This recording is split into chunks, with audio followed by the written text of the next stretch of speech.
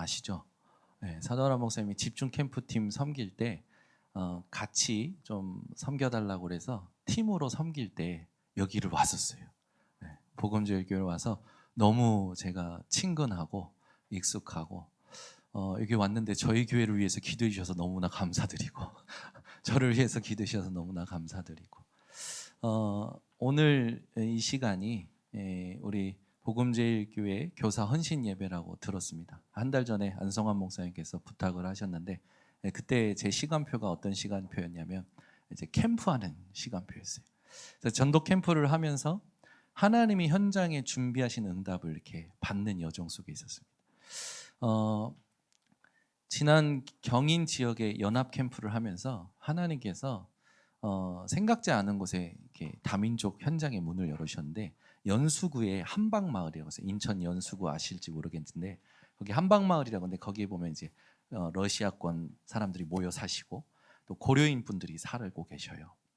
근데 거기에서 그 ABC 아카데미라고 하는 한 학원이 연결이 된 거예요. 그래서 가서 인사를 하는데 처음에 조금 경계를 하시더라고요.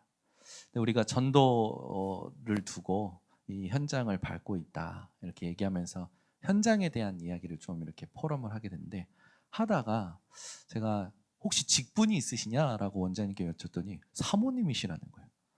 그 문을 여셨던 분은 저에게 저도 자기도 몰랐다고. 그래서 사모님이시냐? 그러면 남편분이 목사님이시겠네. 좀 이따 온다라는 거예요. 두 분이 이제 모여서 저희가 온다라는 이야기를 미리 이제 약속을 잡고 갔기 때문에 저희를 이제 대접할 수 있도록 이렇게 다 세팅을 해놓고 기다리고 계셨어요. 앉아서 제가 이제 그날 강상모 울산 임마누엘교회 강상모 목사님을 모시고 갔거든요. 강상모 목사님하고 앉았는데 강상모 목사님께서 이제 제가 목사님이라고 합니다. 오늘 알았다고 합니다. 하니까 유럽 현장에서 전도 캠프 하면서 유럽 사람들에게 미디어를 가지고 복음을 전하기 위해서 만들었던 그 미디어 영상 제작 과정을 이분에게 이렇게 소개하면서 자연스럽게 복음이 흘러가게 하시는 거예요. 저는 제작 과정을 얘기하는 줄 알았더니 배운 분이고 목사라고 하니까 이분의 자존심을 건들지 않기 위해서 그 제작 과정을 이야기하면서 복음의 유일성을 전달을 하시는 거더라고요. 그래서 그걸 옆에서 보면서 야, 이렇게도 복음 전하실 수 있구나. 복음을 듣고 이분들의 마음이 다 문이 열린 거예요. 그 영상을 통하여 하나님이 유럽 현장에 문을 여셨던 그 증거들을 강삼 목사님께서 소개를 해주시니까 이분들이 마음 문이 다 열리신 거예요.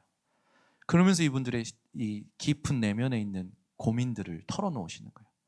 우리 학원에 오는 학생들이 좀 있는데 이 학생들의 부모들이 어떠한지, 실제 지금 아이들, 고려인 아이들, 러시아권의 아이들이 한방마을에 많은데 방치되어 있고 버려져 있는 거, 어떻게 도와야 될지도 모르겠고 어디서부터 전도해야 될지도 모르겠다. 그걸 듣는데 우리 전문성 아닙니까? 전도에 대한 모든 내용과 전략을 다 가지고 있잖아요. 세계 복음화 하고도 남을 내용과 전략을 가지고 있잖아요. 그래서 우리가 돕겠다 그랬더니 좋다라는 거예요. 그래서 이분들하고 소통하면서 한 달간 준비하면서 2주 전에 한방마을에 토요 TCK 학교라고 이름을 정하고, TCK라는 단어를 이분이 알고 계시더라고요. 그래서 TCK 학교라고 정하고 한글 교실과 예배와 축구 교실을 열었어요. 한글 교실에 무료로 다 하거든요. 한글 교실에 15명의 아이들이 오는데 부모들이 데리고 오는 거예요. 그리고 예배 드리고 나서 그 한글 교실 애들은 이제 예배 드린 애들도 있고 가는 애들도 있고요. 예배만 참석하고 이제 가는 애들도 있고요. 예배도 안 오고 한글 교실도 안 오고 축구 교실만 오는 15명, 17명의 남자아이들이 모이는 거예요. 근데 하나님께서 캠프 속에 준비된 문을 여시고 저희 교회에 준비되어 있던 교사들과 청년들이 팀이 돼서 들어가니까 하나님이요 문을 여시는 거예요. 저는 그거 보면서 진짜 준비되어 있구나. 이 준비되어 있는 것에 하나님께서 누구에게 맡길지 기다리고 계시는구나. 그걸 확인하게 되는 현장이었습니다. 제가 태어나고 보니까 아버지가 순복음 교회에 이렇게 대교구장 목사님이셨어요. 저는 제 의지로 태어난 것도 아니고 제가 태어나야지 해서 태어난 것도 아니고 우리 아버지가 목사를 만들어야지 해서 목사 만든 것도 아니고 태어나 보니까 제 인생에 너무 중요한 것들이 제 의지와 상관없이 결정되어 있는 거예요. 순복음교회에서 여의도 순복음교회에서 서대문구 대교구장 하시고 강남 대교구장 하시고 이제 차세대 순복음의 리더로서 인정을 받는데 저희 아버지 속에는 개척의 소명이 계셨던 거예요. 그래서 늘 교육자실 뒤에 있는 비상구 계단에 가서 혼자서 늘 개척을 두고 기도를 하셨던 거죠. 그래서 하나님 시간표가 되셔서 제가 8살 때 인천으로 내려오신 거예요. 순복음이라는 뒷배경을 가지고 지교회당이라는 이름으로 삼위각기 아실 거예요. 여기 나이 드신 분은. 그 삼위각기 회장님하고 시작을 하신 겁니다. 1년 만에 1,500명이 모이는 거예요. 와, 저는 그때 뭐 사람이 많이 모이는데 왜 모이는지도 모르고 근데 저희 아버지가 잘 되니까 국민일보에서 이제 그 제일 전면에 저희 아버지 얼굴을 탁 일면에 낸 거예요. 조용기 목사님도 계시는데 일면에 그 지교회당 목사를 탁 내니까 시기 질투가 심했던 거죠. 그러면서 저희 아버지를 독일 발령을 낸 거예요. 저희 아버지는 선교사의 소명은 없었던 거예요. 난 선교사 안 해. 개척 또 한다.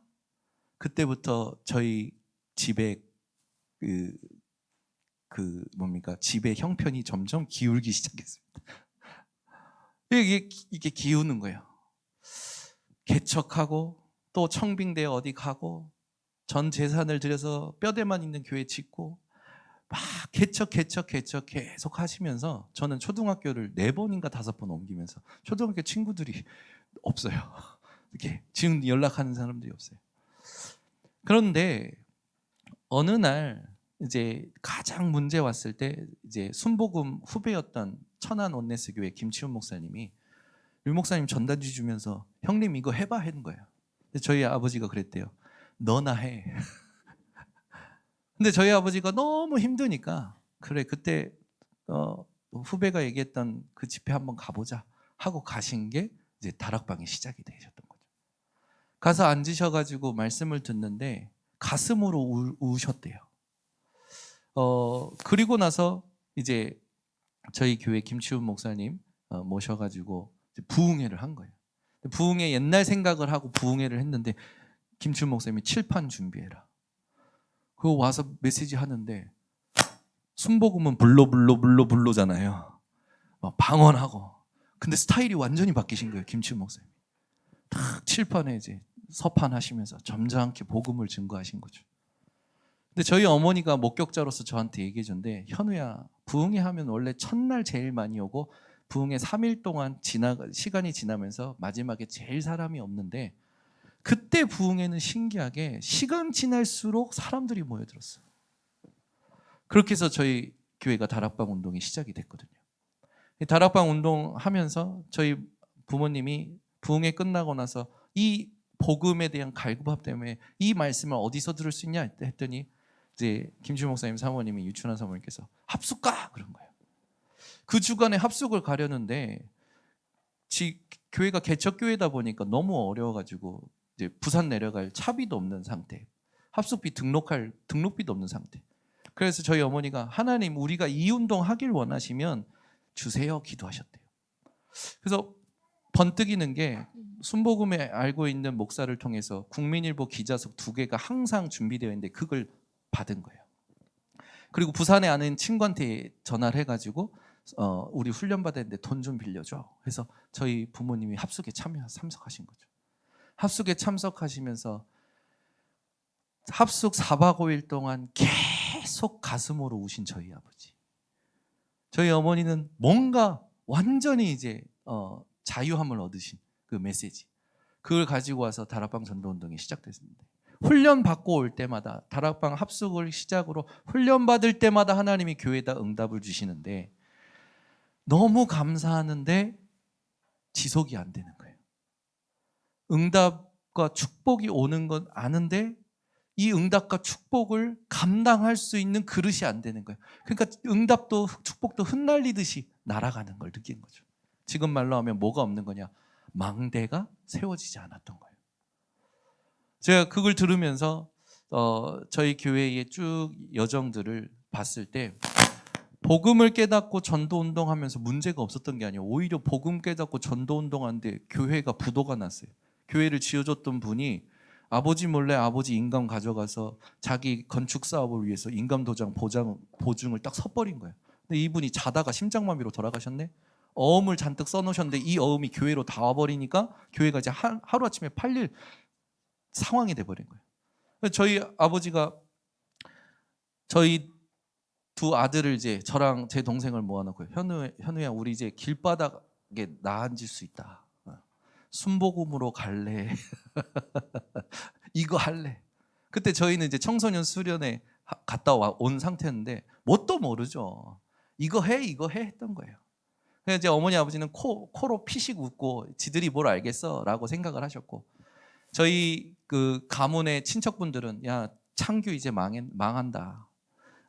너그가 현우 맡고 요한이 너그가 맡아라. 그러니까 저희 이제 형제를 이제 친척들이 하나씩 맡으려고 이제 준비도 하고 계셨던 상황이었어요. 그러던 중에 저희 아버지가 마지막으로 집회에 참석하셨는데 그날 첫 마디 류 목사님이 딱 첫 마디가 뭐냐? 사람 찾아가지 마세요. 어떻게 이렇게 신비한 하나님의 음성들이 우리에게 시간표마다 주어질까요? 저희 교회 성도님들하고 복음운동, 전도운동 하면서 제 마음에 늘 이제 가지고 있었던 부분이 뭐냐면 우리 성도님들은 상황이 오면 너무 빨리 마음이 상해버리는 거예요. 자기 속에서. 다윗이 내 심령이 내 속에서 상하였나이다 라고 고백했던 것처럼 저희 성도님도 상황만 오면 그 상황에 마음이 상하시는 거예요. 갈등이 오면 거기에 상황이 상하시고. 근데 시편 119편 20절에 보면요. 하나님의 말씀이 없어서 마음이 상하였다라는 구절이 있어요. 복음조일교회 우리 교사분들께서 어떤 상황 때문에 마음이 상하는 것이 아니라 그 상황이 왔을 때 내게 하나님의 말씀이 없는 것 때문에 마음이 상할 수 있다면 하나님의 준비된 응답을 받은 시작이 되실 겁니다.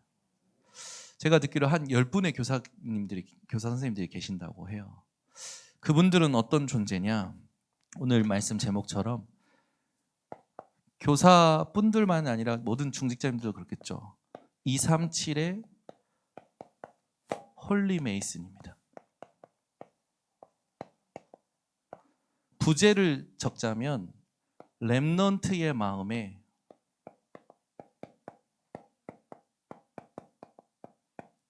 세 가지 보좌의 흐름, 이거를 세우는 자들이라는 말이에요. 렘넌트들이 어떤 상황이 왔을 때 자기에게 하나님의 말씀이 없어서 마음이 상할 수 있다면 렘넌트 사역 성공하신 줄 믿습니다. 제가 개인적으로 신앙생활하면서 저는 아버지가 목사인 게 너무 싫었고 청소년기에 어머니한테 엄마 이거 사줘 하면 없어 안 돼 그런 말 듣기가 너무 싫었거든요. 그래서 내가 20살 되면 돈을 벌어야겠다라는 생각을 가지고 있었는데 또 의지와 상관없이 일본에 지교에 생겼다고 아버지가 일본어 배우지도 않은 저를요 일본에 그냥 보내버리신 거예요. 사찰해야 된다고, 교회 청소하고 차량 운행해야 된다고 해서 운전면허 따 해서 고등학교 졸업하기 전에 운전면허 따고 그리고 보내졌어요. 갔더니 오사카 미노라는 현장에 공단 안에 있는 교회인 거예요. 근데 그게 어떠냐면 일본은 아시겠지만 밤 문화가 그렇게 많지 않아요. 그러니까 5시가 되면 새카매지는 거예요. 현장이. 와, 3개월 됐는데 난 누구지? 난 왜 여기 있지? 눈물이 나는 거예요. 빨리 언어를 배우겠다 해서 언어를 빨리 배워버렸어요. 배우고 나서 시작했어요. 뭘 했냐면 일을 시작했어요. 아르바이트. 그런데요 20살짜리가 타 문화권에서 일을 하면서 돈을 버는데 그때 당시 우리나라 시급이 1,500원, 일본은 8,000원. 밤에 심야에 일했더니 2,000원 더 붙여서 10,000원인 거예요. 한 달 일하고 왔더니 통장에 돈이 쌓여요. 고등학생이 뭐 돈 쓸 줄 압니까? 그냥 일만 한 거예요. 계속. 너무 재밌는 거예요. 성취감이 생기는 거예요. 그게 제게는 완전히 다른 망대가 됐던 거죠. 아, 나도 할 수 있구나. 그때부터 20대를요 교회 떠나서 신나게 놀았습니다. 진짜 하고 싶은 거 다 했어요. 얼마나 재밌게 놀았냐. 대학 현장에 가서는요, 대학교 동기들이 저를 비롯한 6명의 팀에게 별명을 붙여줬는데, 하류충. 쟤네는 아침에 일어나면 술 마시고, 점심에 반주하시고, 저녁에 활락 또 술 먹고 그런다. 대학 때도 거의 술 마시고 지냈던 것 같아요. 그러면서 내 성취감에 내가 뭔가 하면 된다라는 그 성취감에 사로잡혀서 29살 정도 됐을 때 한계가 오는데요. 제가 말을 다 못할 정도로 제 마음과 생각이 무너지는데 어떻게 컨트롤이 안 되는 거예요. 그 3개월 동안 또 몸져 누웠어요. 사건이 생겨서. 그때 이제 하나님의 은혜로 들어왔던 건 있었던 터라 하나님 살아계시면 저 좀 회복시켜 주세요. 진짜 마음의 무릎을 인격적으로 꿇었던 것 같아요. 그때 이제 그 하나님 앞에 결단하고 나서 2009년 1월 1일부터 3일까지 하는 팀합숙 훈련을 제가 신청하고 참가하게 된 겁니다. 근데 그때 진행자가 장성도 목사님이시고 메신저가 박용배 목사님인데, 박용배 목사님이 첫날에 올라오시더니 계속 뭐라 하냐면, 여기 있는 젊은 사람들은 신학교 가세요. 신학교 가세요. 제가 마음으로 얘기했죠. 아버지 목회를 받습니다. 저는 아닙니다. 산업인님이 돼가지고 제가 교회를 후원하면 했지요. 대화도 안 했는데 그 다음날 말을 바꾸시는 거예요. 신학교가 꼭, RTS가 꼭 목사 되는 게 아니라 훈련의 마지막 코스입니다. 그래서 제가 계속 얘기하시길래, 하나님, 제가 거기 가기 원하시면 좋아요. 시험 쳐볼게요. 시험은 치는 날 누구를 만났냐? 10년 전에 일본에서 만났던 사도하라 목사님을 만난 거예요. 신기하죠? 우리는요, 전부 하나님께 목 잡힌 사람들입니다. 도망갈 생각이 할래야 하지 마시기를. 뭐든지 하나님 뜻대로 되기 때문에 얄팍한 내 계산은 다 포기하시기를 예수 그리스도는 축원합니다. 그래서 제가 만났는데 너무 좋죠. 10년 만에 만났으니까 만나가지고 이제 대화하면서 단짝이 돼서 이제 연구원 생활을 하는데요. 어느 날 사도하라 목사님이 저한테 1테라짜리 외장 하드를 주는 거예요. 현우, 초창기 메시지 들어봤어? 초창기 메시지가 뭐야? 우리 다락방 운동이 시작됐을 때 이해도 안 돼. 일단 뭐냐? 시작됐을 때 메시지구나. 근데 그 메시지에 유 목사님 특별 새벽기도 했던 녹음 파일도 있고요. 메시지가 다 들어있는 거예요. 저는 어디서부터 들어야 될지 모르니까 일단 담아서 그걸 가지고 운동을 좋아하니까 덕평 RTS 뒤에 산에 올라가는데요. 제 인생에 왜 내가 그때 내 성취감에 빠져서 정신이 없이 살다가 한계가 어느 날 갑자기 왔는지를 해석하게 된 거예요. 늘 우리 집에 목회자 가정이라고 노숙자 오고 무속인 오고 막 이런 사람들 왔을 때 귀신이 저런 사람들만 공격한다고 생각했던 제 생각이 완전히 깨진 거예요. 이 사단이라는 존재가 나를 공격하구나. 흑암이라는 존재가 근데 이게 나를 속였구나. 이가 갈리는 거예요. 안 속으려고 이 신학교 다니면서 2주 동안 어금니를 꽉 깨물었어요. 제 의지로. 절대 안 속아야지. 절대 불신앙 안 해야지.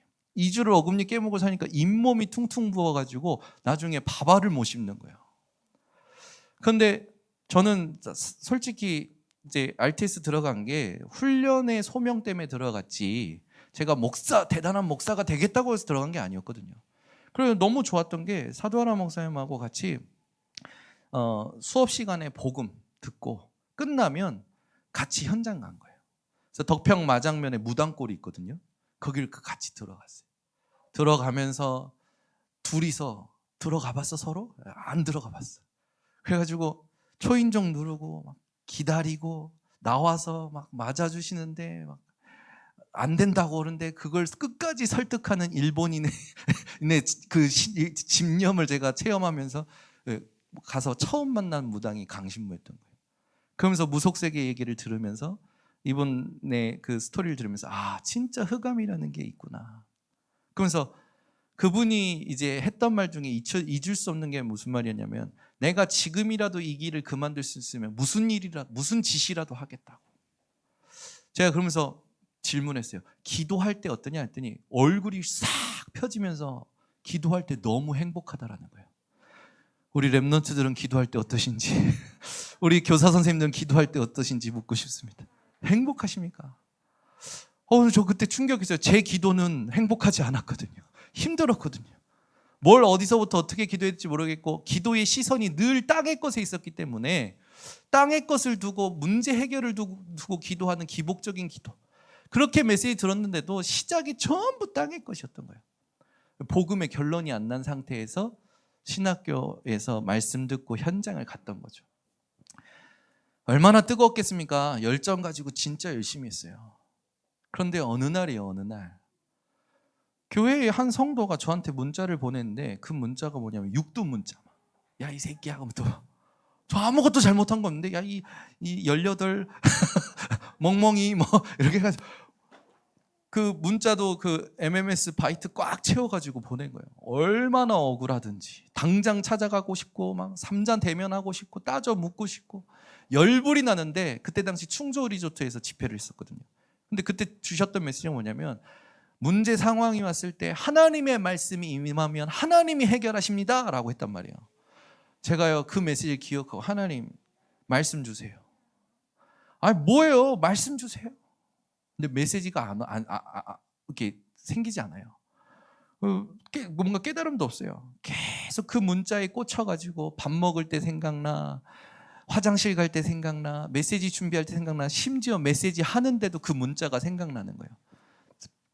청소년 시기에 친구의 눈빛 때문에 4년을 괴로워했고, 친구의 행동 때문에, 친구의 말 때문에 4년을 괴로워했던 그때처럼 제가 또 그러고 있는 거예요. 문자 하나에. 그런데 한 10일 정도 지났나? 얼마나 참았냐면 제 몸에 두드러기가 다 났어요. 너무 참으니까 몸에서 알레르기 반응처럼 두드러기가 다 나는 거예요. 그러다가 10일쯤에 생각나는 게, 그래 내가 죄인이었었는데 욕 좀 먹으면 어때? 참아지는 거예요. 근데 참아는 지는데 가슴이 시원하진 않아. 그래가지고 마주치면 눈동자 떨리고 얼굴 근육 떨리고. 근데 분명히 그랬단 말이에요. 말씀이 임하면 하나님이 상황을 해결하신다. 하나님 그럼 내게 빨리 말씀을 달라고. 근데 어느 날 한 20일쯤 계속 기도하고 있는데, 어느 날 하나님께서 길 가다가 생각나게 하시는 거예요. 바울의 고백이. 나는 죄인 중에 괴수라. 그게 생각나면서 내가 그리스도 깨닫기 이전에 어떤 고생을 했고 어떤 한계를 만났었는지가 부딪혀 오면서 구원의 감격과 감사가 회복되는 거예요. 그러면서 다 이루었다 하신 말씀이 맞구나 라는 생각이 들면서, 내 인생에 하나님께서 과거, 현재, 미래 모든 문제 해결자임이 고백이 된 거예요. 그때부터입니다. 그때부터 응답이 달라지기 시작하는 거예요. 복음을 이해한 만큼 응답이 달라진다라고 하셨는데, 그 말이 그대로. 더 신기한 일이 일어난 거예요. 그 구원의 감격과 감사가 회복되면서 제게 더 이상 그 문자가 신경 쓰여지지 않고 상관이 없어졌는데, 그 다음날 그분이 또 문자를 주신 거예요. 좀 떨리잖아요. 아무리 또 욕하면 어떨까요? 욕이 아니라 죄송합니다, 오해했습니다, 그러면서 미안하다는 문자인 거예요. 제가 그때 체험했어요. 아, 맞구나. 하나님이 내게 하나님이 필요로 하신 것을 세팅시키기 위해서 내게 상황을 허락하시는구나. 하나님은 우리 교사 선생님들과 모든 성도님들과 렘넌트에게 가장 좋은 것을 준비하셨습니다. 그런데 내가 그걸 받을 수 없는 상태니까 하나님이 문제와 상황을 허락하셔서 받을 수 있는 영적 상태로 만들어 가시려고 영적 코너로 몰아버리셔요. 만약에 지금 여러분들이 감당할 수 없는 문제나 갈등, 복음 알겠고 전도해야겠는 거 알겠는데 자꾸 상황에 끌려가는 나의 집중, 하나님이 가장 좋은 것을 준비하셨고 그걸 받을 수 있는 영적 상태를 만드시려고 여러분들을 이끌고 계신다라는 믿음을 회복하셨으면 좋겠습니다. 그래서 시편 119편에 이 20절에 있듯이 상황 때문에 마음이 상하시면 안 돼요. 그 상황 가운데 내게 하나님의 말씀이 없다라는 것 때문에 마음이 상할 수 있다면 하나님의 망대가 세워진 자인 줄 믿습니다. 그러면 하나님께서는 반드시 인도하시죠. 시편 143편 5절에서 8절의 말씀 보면요, 다윗이요 대적에게 쫓길 때 너무 힘들어요. 내 속에서 피곤하여졌습니다. 얘기합니다. 그리스도의 비밀을 모르면 피곤해집니다. 갈등 만납니다. 시험에 빠집니다. 상처에 사로잡힐 수밖에 없어요. 다윗이여 하나님 앞에 내가 옛적 일을 기억하고 하나님이 행하시고 지금 하고 있는 일을 기억합니다. 그러면서 내가 아침에 주의 말씀을 사모하고 기다립니다. 다윗은 상황이 왔을 때 말씀을 기다렸어요. 문제 해결을 기다린 것이 아니라. 우리 모든 교사 선생님들 아이들 대할 때 전혀 내 어떤 기준과 상식에서 벗어난 아이들 만날 때 있죠. 저희 교회에 그런 아이가 하나 있었어요. 얘는요 주일학교 예배 드리면요 일단 뒤에 의자 뒤에 바닥에서부터 밑에까지 기어와요. 의자 밑으로. 통제가 안 되는 거예요. 더 심각한 거, 자기 담임반 선생님한테 얼굴에 침을 뱉었어요. 와, 제가 전도사 때 그런 상황을 만나니까 어떻게 됩니까? 그래도 그 선생님이요 그 부분을 두고 계속 눈물로 기도한 거예요. 그 애가 지금 자라서 이제 성년이 돼서 바르게 일을 하는 청년이 되어 있어요. 예배를 얼마 전부터 회복해가지고 지금 예배 한 주도 안 빠지고 주일 예배 참석하면서 은혜를 받고 지난 야유회 때 같이 가서 게임도 같이 했어요. 교사 선생님들의 그 수고와 헌신은요 절대 헛되지 않습니다. 심을 때가 있으면 물을 줄 때가 있고 거둘 때가 있어요. 그런데 오직 자라게 하시는 이는 하나님뿐이십니다. 그래서 심을 때는 이거 있으면 거둘 생각하지 마시라니까요. 물을 줄 때 거둘 생각하지 마시라니까요. 누군가가 거둘 수도 있는 거고 언젠가 응답이 오겠죠. 우리가 계속 집중해야 될 건 오직 자라게 하시는 이는 하나님이시다. 하나님의 절대 주권을 믿으시기를 바랍니다. 그래서 골로새서 2장 2절에서 3절에 있듯이 그리스도 안에 모든 지혜와 지식과 보화가 감추어있느니라 이 고백을 하는 사람이 그리스도 안에 다 있구나라고 고백하는 사람이 복음 깨달은 사람인 줄 믿습니다. 요 세 가지 성경 구절을 가지고 우리 이제 하나님 앞에 기도의 망대를 가진 교사 선생님들 세 가지 흐름을 아이들 가슴 속에 세워주셨으면 좋겠어요. 첫 번째는 복음의 흐름입니다. 지금 시대가 이제 디지털이 굉장히 발달하고 격변하는 시대다 보니까 이제 뭐 AI, 지금은 AI를 가지고 에이전트가 나오잖아요. AI 운영하는 에이전트가 나옵니다. 그러면 이제 어떻게 되냐? 디지털 소외되는 사람들이 있고 반대로 디지털에 중독되는 사람들이 생길 거예요. 그러면 이제 뭐 빅데이터다, 자동화다 이런 기술 때문에 시대를 따라가는 사람이 생기고 시대를 못 따라가지 못하는 사람들이 생길 겁니다. 문제는 뭐냐면 여기에 반드시 영적으로 빈틈이 있다라는 거죠. 우리 그 지금 청소년 전도 신학원에 아이들이 이제 오는데 작년에는 청소년 전도 신학원이 10명밖에 없었대요. 근데 올해 제가 어쨌든 교목과정으로 섬기게 됐는데 목사님들이 협력해 주셔서 아이들 보내주셔서 26명이 올해 등록을 했어요. 근데 애들 처음에 만났는데요. 애들이요 전부 핸드폰 하고 있는 거예요. 그래서 어떻게 했냐? 들어올 때 제출 핸드폰.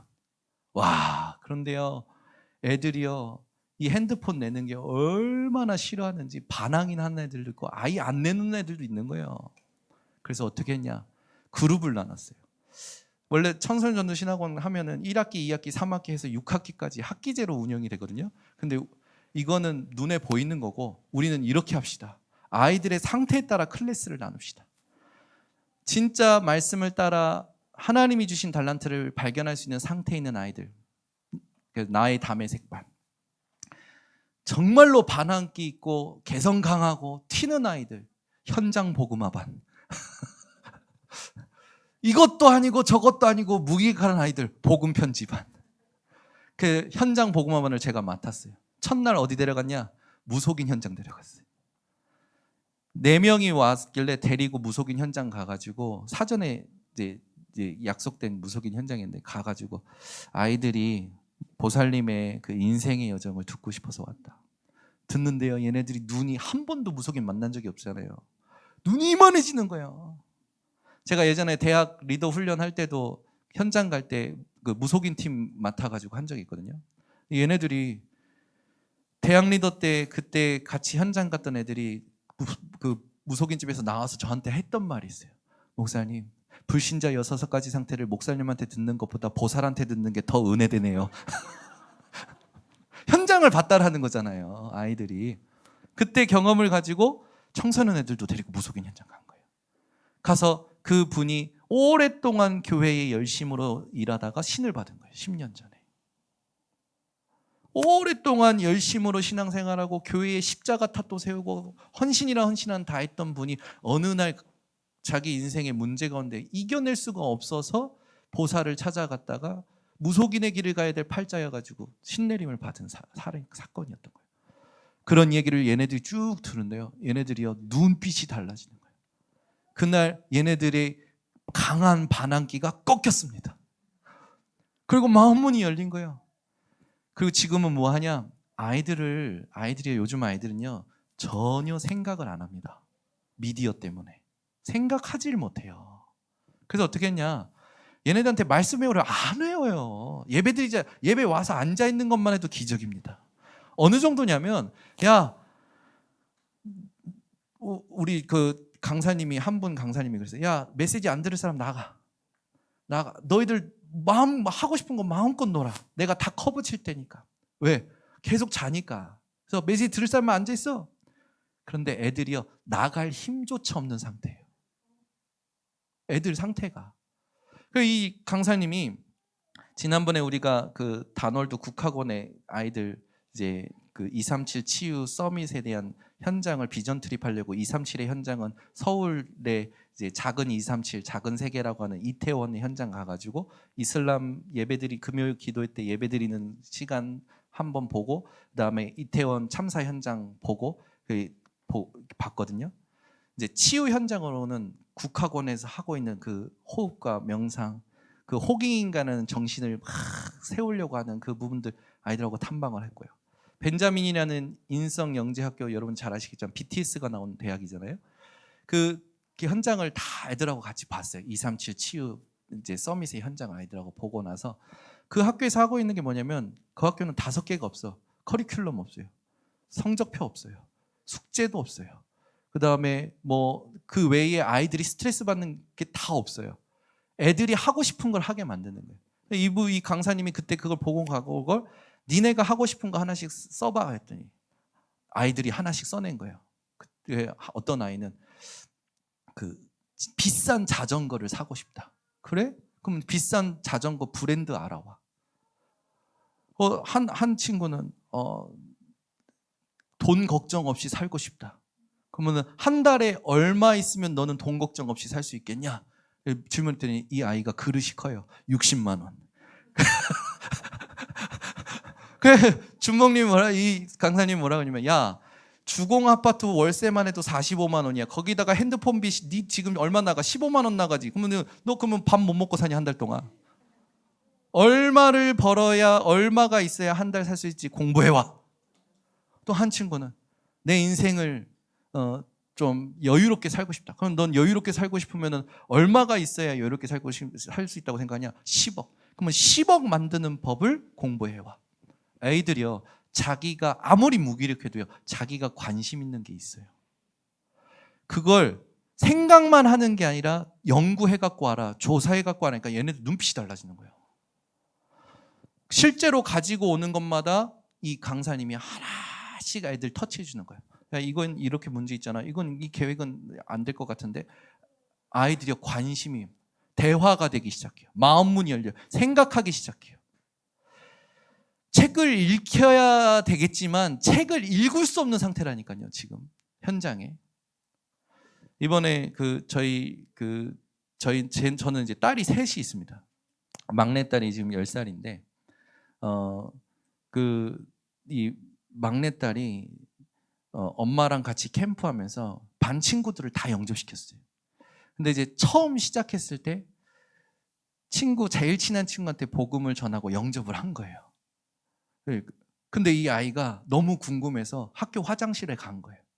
그래서 혼자 들어가서 문 걸어 잠그고 이랬대요. 하나님, 하나님 자녀 된 거 맞아요? 딱 아이에게 맞는 거잖아요. 근데 그렇게 렘넌트들이 전도할 수 있도록 눈을 열어주면서 한 거예요. 그러다가 한 아이가 연결됐는데 엄청 심각한 상태가 발견된 거예요. 애가 그 한부모 가정 아이인데 자살 충동 때문에 우울증 약을 먹고 있는 거예요. 필통에 죽고 싶다. 나만 없어져 버리면 모두가 편하겠지. 온갖 비관하는 말을 다 써놨어요. 몇 살이냐? 12살밖에 안 돼요. 그런 아이가 연결된 거예요. 규모도 없어요.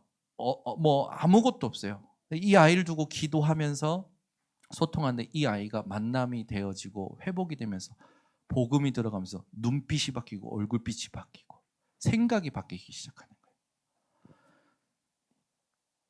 지금 현장에 교사가 전도하려면 힘듭니다. 그런데 렘넌트들이 캠프하면 쉬워져요.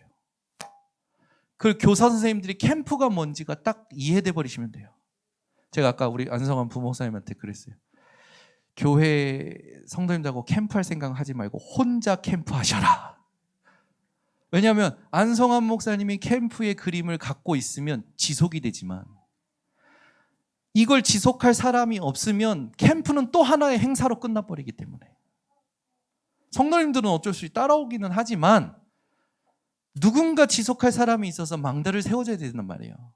그래서 제가 아까 말하면서 마음속에 하나님 복음제일교회는 안성환 목사님만 망대로 서면 됩니다. 아멘 나오세요. 아멘은 우리 안채원 목사님께서 해주셨는데 저도 사실은 이제 PK다 보니까 아버님 목회자를 통해서 참 많은 것들을 배웠거든요. 지금 얘기하고 있는 모든 것들이 뭐냐? 이걸 두고 이제 얘기하려고 하는 거예요. 개인마다 하나님께서 주신 시간표에 복음이 있을 겁니다. 그런데 뭐가 딱 체험이 돼야 되냐? 이게 체험이 돼야 돼요. 예수님께서 십자가에서 다 이루었다 하신 것이 진짜 체험이 되어야 돼요. 예전에 사도하나 목사님이 저희 교회에 와가지고 요한복음 19장 30절을 두고 포럼했던 적이 있어요. 누구보다도 훈련 다 받고 누구보다도 현장 많이 뛰고 누구보다도 열심히 했는데 자기는 행복하지 않았대요. 그것도 임마누엘 서울교회에서 다 하고 있는데 너무 이걸 누구에게도 말할 수 없는 거. 심지어 같이 침대에 누워있는 와이프에게도 말할 수 없는데 어느 날 밤에 아내는 잠들었는데 자기 눈에 여기서 조용히 눈물이 흐르대요. 엄청 비참하대요. 뭘 다 이뤘어요 하나님. 내가 누구보다도 훈련받고 누구보다도 열심히 하고 누구보다도 했는데 뭘 다 이루셨어요 하나님. 하나님께 계속 질문하신 거예요. 그때 제 생각이 든 게 뭐냐면 그렇다. 응답도 우리의 영혼을 채울 수 없다. 축복도 헌신도 우리의 영혼을 만족시킬 수 없다. 우리의 영혼의 갈증은 하나님으로만 채울 수 있다. 쇼고 목사님이 그 얘기하시면서 뭐 했냐? 어느 날 깨달아진 거예요. 그래, 과거에 내가 얼마만큼 실패할 것까지도 아셨고 실패한지도 아셨고 지금 얼마만큼 실수하고 있는지도 아시고 미래에 얼만큼 넘어질 것까지도 아시고 끝내신 거구나. 그게 은혜로 깨달아지면서 다 이루신 게 맞구나. 그러면서 두 번째 깨달아진 말씀이 로마서 5장 8절. 우리가 아직 죄인 되었을 때에 그리스도께서 우리를 위하여 죽으심으로 하나님께서 우리에 대한 자기의 사랑을 확증하셨느니라. 이게 믿어져 왔다라는 거예요. 사실 저도 그렇거든요. 하나님이 나를 위하여 그리스도를 보내시고 나 대신 그리스도를 죽게 하시고 부활케 하신 사실이 삶 속에서 믿어졌을 때 그 기쁨은 이루 말할 수가 없었거든요. 그때부터 이게 되어졌어요. 내가 그리스도와 함께 십자가에 못 박혔나니 그런즉 이제는 내가 사는 것이 아니요 오직 내 안에 그리스도께서 사시는 것이라. 이제 내가 육체 가운데 사는 것은 나를 사랑하사 나를 위하여 자기 자신을 버리신 하나님의 아들을 믿는 믿음 안에서 사는 것이라. 그래, 내 인생이 뭘 믿으며 살아가느냐, 어디 안에 있어야 되냐 깨달아졌거든요. 우리 렘넌트들한테 이 세 가지 성경 구절이 흐름이 되어야 됩니다. 이게 문제마다 상황마다 확인이 되는 흐름이 되어야 돼요. 하나님께서 이 작업하기를 교사 선생님들에게 원하시는 줄 믿습니다. 그래서 아이들이 문제 상황 만났을 때 문제 때문에 마음 상하는 게 아니라, 사람 때문에 마음 상하는 게 아니라 내 안에 복음이 없고 내 안에 말씀이 없는 것 때문에 마음이 상할 수 있다면 그 아이는 기도의 망대가 세워진 자죠. 떠든다고 기도하는 겁니까? 저는 예전에 순복음 배경이기 때문에 어느 날 6학년 때인가 5학년 때 저희 교회 교육부 부장님이 아이들 다 데리고 수련회 갔는데 다락방에 올라가 가지고 이렇게 하라는 거예요. 예수, 예수, 예수, 예수, 예수, 예수. 뭔가 한 단어를 주고 반복하라는 거예요. 왜? 방언받게 하려고. 방언받게 하려고. 그게 방언인 줄 알았어요. 아니, 방언 받는 게 성령 충만입니까? 아니잖아요. 하나님께서 성령 충만 주신 것은 하나님의 큰 일을 알리게 하시기 위해서 초대교회 현장에 방언 주셨던 거 아닙니까? 전도와 선교 때문에 방언 주셨던 거잖아요. 그런데 어느 날부터인가 신앙생활하면서 방언이 하나의 무슨 계급장인 마냥, 그죠? 아무 상관없어요. 기도는 그게 기도가 아니라 하나님이 원하시는 것을 확인하는 게 기도입니다. 하나님이 준비하신 것을 찾아가는데 찾아지는 기도 제목이 기도예요. 캠프하면서 그게 깨달아지는 거예요. 현장에 갔더니 나를 객관적으로 볼 수 있고 현장을 객관적으로 볼 수 있는 눈이 열리면서 지금 시간표에 당연한 것, 필요한 것, 절대적인 것이 보이면서 기도 제목이 잡히는데, 기도 제목 잡자마자 하나님이 흑암을 무너뜨리시는 거예요. 열심히 신앙생활하는데 안 되더라고요. 내가 한 말을 내가 지킬 수 없는 것 때문에 내가 가증스럽고 간사함이 느껴지는데요. 너무 괴로운 거예요. 성도님들한테 뭘 얘기하잖아요. 성령인도 받지 않는 상태에서 뭔가 얘기를 했을 때 그걸 지키지 못했을 때 오는 그 무기력감, 그게 제겐 굉장히 큰 한계였어요. 그러다가 2년 전에 아버지가 그 목회 인턴십이 이제 5년이라고 했으니까 5년 안에 그만둬야겠다. 저희 아버지는 아무튼 지금도 아버지를 욕하면 안 되지만 저희 아버지는 불도저예요. 불도저. 이거다! 하면 가셔야 돼. 근데 어느 날 인도에 성전 건축 헌금하고 돌아오시더니 일본의 그 가족 중에 한 가족이 나오지 말라고 했는데 나가서 지금 천주교를 갈까 기존 교회를 갈까 갈등하고 있다는 소식을 듣고 바로 일본 갔다가 오시더니 나 내일부터 일본 가서 교회 세웁니다. 당회 장로님들하고 소통도 안 하셨어요. 저한테 얘기도 안 했어요. 여기 있는 정현우 전사 마음에 들면 담임 목사로 세우고 마음에 안 들면 내쳐도 상관없습니다. 그리고 그 다음날 가셨어요. 그게 6년 전이에요. 그냥 가셨어요. 아무 얘기 없이 그냥 가신 거예요. 하루아침에 저는 뭐 해야 됩니까? 주일날 강단 섬겨야 되는 거예요. 써가지고 읽고 내려오기 시작했어요. 와, 너무 힘든 거예요. 그렇게 해서 목회 5년을 하면서 나름대로 열심히 하고 다 하는데 안 되는 거예요. 제가 너무 가증스러운 게 많이 보이는 거예요. 간사한 게 보이는 거예요. 왜? 성령 인도 받지 못하니까 자꾸 떼우려는 말을 많이 하는 거예요. 그게 너무 싫은 거예요. 제 자신이. 그냥 그만둬야겠다. 하나님 다 이뤘다는 건 맞는데 나는 아무래도 목회가 아닌 것 같아요. 훈련은 계속 받을 테니까 하나님 내 옛날 그 성취감을 살려서 내가 돈 벌게요. 기도하는데요. 하나님은 답을 안 주시네. 계속 기도하는 어느 날 화요 집회 갔는데 1강 때 류 목사님 첫 마디. 누구에게나 하나님의 절대가 있습니다. 근데 그게 딱 와서 박히는 거예요. 그럼 하나님 나에게도 절대가 있겠네요. 내가 앞으로 목회하고 전도운동할 때 하나님 내게 원하시는 절대가 뭡니까? 질문하기 시작했어요. 그 주간 토요일 날 핵심 흩어진 제자들 결론하기 시기 전에 뭐라고 그러시냐. 부교역자 때 초등학교 현장을 분석하고 가려고 하는데 마음이 설레었다. 근데 그 말을 내 눈물이 나는 거예요. 그래요 하나님 나 전도 현장에 대한 설레임이 사라졌어요. 하나님 회복하고 싶어요. 근데 그 다음 주 수요일 날 밤에 울산에 있는 강상모 목사님이 20년 만에 응답받았다면서 캠프 영상을 딱 보내시는 거예요. 그러면서 하시는 말이 시키는 대로 해봐. 혼자서 해봐. 좋다. 그날 잠이 안 오니까 새벽 12시 넘어서 왔는데 그 메시지를 다 보고 편집을 한 거예요. 편집하면서 하나님 좋아요. 그러면 어디부터 갑니까? 인천에 대해서 이제 분석을 하기 시작했어요. 인천은 분석한데 인천의 시작이 미추홀구라. 그 미추홀구에 가서 이제 문학산이라는 산이 있어서 산에 갔는데 산 정상에 미추홀구 역사관이 있는 거예요. 들어가서 봤더니 백제의 비류왕이 인천에서 개척을 했던 게 딱 적혀 있는 거예요. 그런데 그 동생 온조의 전승의 형 비류가 후회하며 죽은 땅이 인천인 거예요. 그게 제 가슴속에 딱 들어오면서 인천이 후회하는 땅인가? 그래 나 지금 후회하고 있는데? 목사 지금 이 길 온 거 후회하고 있었는데? 후회하는 땅인가?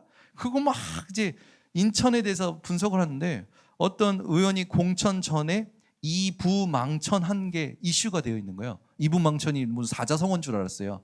근데 알고 봤더니 이혼하면 부천 가고 망하면 인천 간다. 그게 이부망천이야. 그게 이부망천이야. 야, 의원의 의식에도 인천에 대한 이미지가 안 좋은 거잖아요. 그러고 봤더니요 미추홀구가 다시 보이는 거예요. 미추홀구에 구치소 있죠. 미추홀구 주안 19파를 중심으로 9개 조직폭력배가 있죠. 주안역 앞에는 재수학원이 있는데 이 재수학원이 아이들이 가정 환경이 안 좋아서 올 수밖에 없는 그런 그 코스거든요. 그 뒤에는 용화사라는 절이 있는데 그 절이 단기간 내에 이제 막 부흥을 해가지고 대리석으로 의리하게 졌어요. 근데 무슨 사업을 하나 봤더니 조상신을 대신 모셔서 조상신을 대신 모셔주는 이유 사람들이 불안하니까. 근데 해야 할 건 해야 되니까. 그러면서 미추홀구가 다시 보이기 시작하는데 저는 이렇게 기도하면서 하나님이 원하시는 게 뭘까 찾아가고 있는데 하나님이 교회에 자꾸 성도들을 보내셔요. 교회는 하나님이 축복하시는 거예요. 교회의 사람은 하나님이 보내시는 거예요. 전도의 주인은 하나님이시더라고요. 내가 하나님이 원하시는 것에 집중했을 뿐인데 하나님이 사람을 보시는데 그 해에 저희 교회 27명이 새신자가 등록을 한 거예요.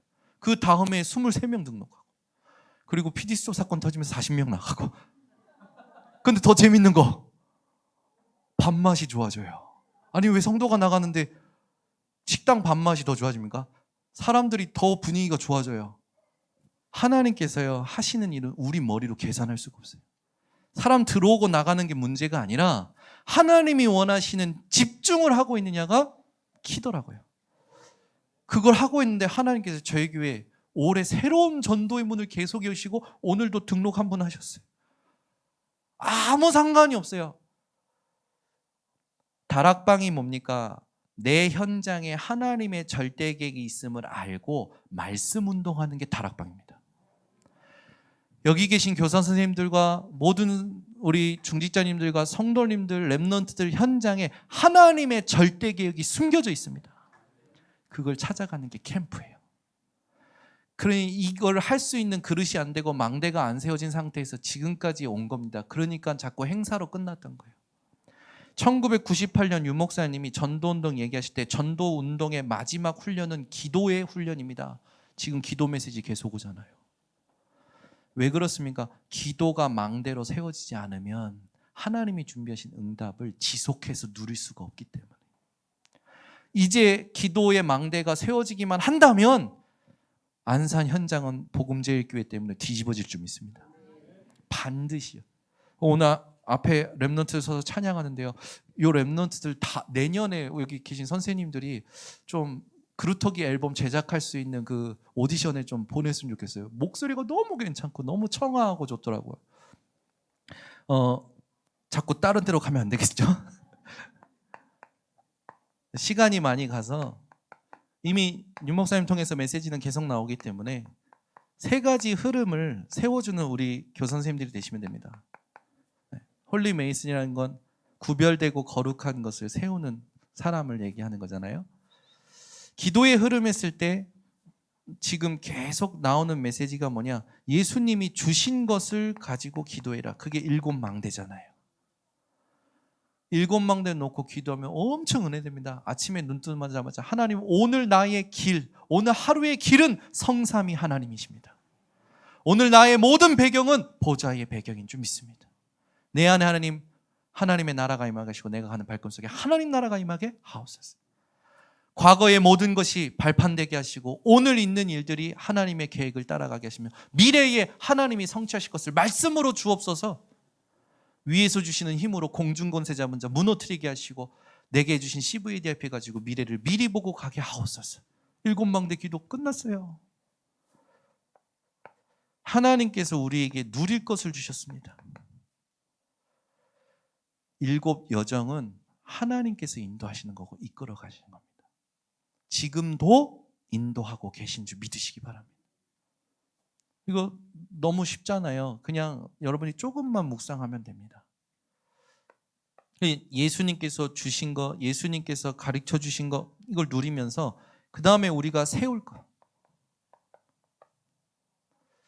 이정표는 그리스도가 드러나는 것이 이정표입니다. 그래서 반드시 일곱 이정표를 가슴속에 담고 내가 어디까지 왔는지를 확인하셔야 돼요. 베드로를 한번 생각해 보세요. 예수님의 수제자예요. 예수님의 부르심을 받고 예수님의 이적들을 보면서 예수님의 말씀을 가장 가까이에서 들으면서 얼마나 혈기가 왕성했는지 나는 부인하지 않겠다라고 당당히 얘기도 했고 예수님 잡으러 온 그 군인의 귀를 자르기도 했던 게 베드로입니다. 근데 그 베드로가 예수님 말씀대로 닭 울기 전에 3번 예수님을 부인했어요. 얼마나 괴로웠던지 자기 원래 생업으로 돌아가서 다시 그물질을 하고 있네요. 예수님 찾아오셔서 묻습니다. 책망하는 것이 아니라 뭐라 하시냐? 네가 나를 사랑하느냐?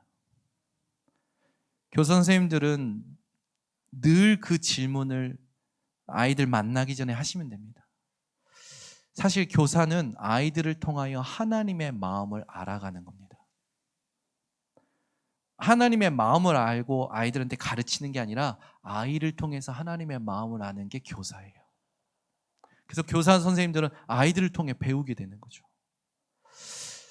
교사 선생님들이 어떤 집중을 하고 있느냐가 그리스도가 아이들에게 전달되고 세워질 줄 믿습니다.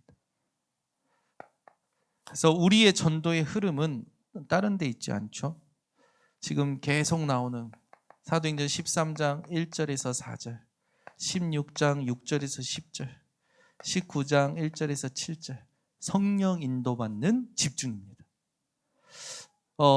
이 성령 인도 속에 하나님께서 초대교회의 응답들을 재현시키시고 주시는 거예요. 우리가 하는 게 절대 아니야. 전도는 하는 게 아니라 보는 겁니다. 지금 그 응답을 지금 제가 계속 받고 있거든요. 유 목사님 얘기해 주신 대로 아침에 일어나자마자 일곱 망대 가지고 일곱 여정 가지고 일곱 이정표 가지고 기도하면서 오늘 하나님께서 준비하신 것을 보기 위해서 집중하는데요.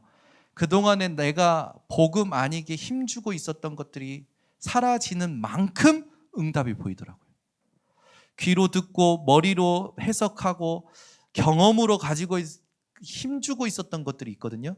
그 모든 것들을 성령 인도 받는 그 집중 앞에서 선입견을 다 내려놨어요. 하나님이요 세밀하게 인도하시.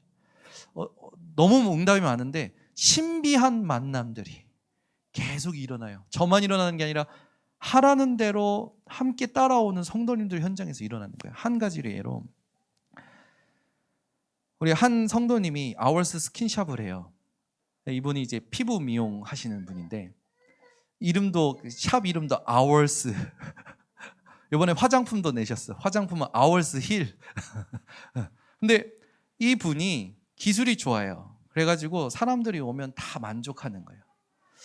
하나님께서 인도에 가시는데 전도하는 날을 정해라 했더니 이분이 월요일 날 점심에 전도하는 날을 정하신 거예요. 그래서 그때 뭐라 했냐, 명함 파놨으니까 그 명함 가지고 식당 어차피 밥 먹으러 가니까 가서 밥 먹으면서 명함 주면서 나는 이런 일을 하는 사람입니다. 이런 사람, 이런 일들이 필요한 사람 있으면 연결해 주세요. 그렇게 관계를 맺어라. 이분이 그걸 하는데요. 계속 하나님이 샵에 사람을 보내시는 거예요. 지난번에 연휴 기간이었는데 연휴 기간 때 자기가 월요일 날 전도하는 날을 정했는데 쉬면 하나님께 범죄한다라는 생각이 들어가지고 월요일 날 네이버 예약창을 열어놓은 거예요. 아니나 다를까 사람이 왔는데 그 건물을 두고 현장을 밟았을 때 만났던 세무사가 월요일 날 예약창에 예약을 하고 온 거예요. 들어오면서 뭐라 하냐면 나는 지금까지 많은 마사지를 받아봤지만 한 번도 만족하지 못했습니다. 이분이 그러시냐고. 그리고 최선을 다해서 했는데 이분이 나오면서 카드 주면서 10회권 끊으세요. 한 번 받을 때 15만 원이 넘는데 왜 만족했다라는 거예요. 근데 만족한 사람이 자기 얘기를 막 하기 시작하네. 속 얘기를. 자기는 전도한 날을 정해서 네이버 예약창을 두고 하나님이 준비하신 전도를 보기 위해서 집중하고 있었을 뿐인데 하나님이 사람을 보내시는 거예요. 그리고 그 다음날 화요일은 이제 쉬어야겠다 하신 거죠. 근데 너무 힘들어서 실수로 네이버 예약창을 열어놓은 거예요. 근데 예약이 들어왔는데 일본에서 예약을 한 거예요. 알고 봤더니 일본에 있는 딸이 그 지역에 있는 어머니에게 효도하고 싶어가지고 예약을 했던 거라. 그런데 그 어머니가 오는 것을 그 예약한 사람을 기다리기 위해서 문을 열고 있는데 앞에 누가 지나가다가 멈춰 서는 거예요. 자꾸 기웃거리는 거예요. 손님인가 싶어서 나가서 들어오셔도 됩니다 했는데 그분이 먼저 알아봐. 고은중 씨 아니에요? 저를 어떻게? 목소리를 들어보니까 10년 전에 이 업을 위해서 자기가 인턴할 때 한 2번 정도 연수해줬던 선생님이었던 거예요. 이 선생님이 들어오더니 내가 당신은 이 일을 할 줄 알았어. 그러면서 자기 얘기를 쭉 하는 거예요. 자기가 이 업을 하다가 이제 완전히 망하게 된 거지. 그리고 부모님도 아프시게 돼가지고 일도 그만두고 싶은 거예요. 근데 이분이 자기 얘기 쭉 얘기하니까 우리 성도님 뭐 하시겠습니까? 복음을 얘기해 준 거죠. 근데 이분이 딱 하나, 내게 단골 고객이 있고 좀 부유층의 고객들인데 이분들을 다 우리 원장님께 다 연결시켜주고 싶다고. 우리 지사님 한 거 보면 다른 거 없어요. 목사님이 전도하는 날 정하래서 전도하는 날 정했고 하라는 대로 했어요. 하나님이 준비하신 게 있다고 해서 기다리면서 기도하면서 있었는데 하나님이 사람을 계속 보내시는 거예요. 이 만남이 지난주에도 많아요. 막 저한테 저희 수요일마다 아침에 가서 산업인 예배 하는데 목사님 이번 주는 누가 만났는데요? 이렇게 만났고 저렇게 만났고. 신기해요. 신비한 만남이 계속 일어나는 거예요. 하나님께서. 그 전에는 맨날 월세 이 월세 어떻게 감당하냐 고민하고 더 공부해야 되는데 고민하고 고민만 많았던 분이 하나님이 하시는 성령 인도 받는 것을 체험하기 시작하니까요. 새롭게 응답의 문이 열리면서 눈이 바뀌기 시작하는 거예요. 반드시 현장에 하나님은 치유할 사람을 준비해 놓으셨습니다.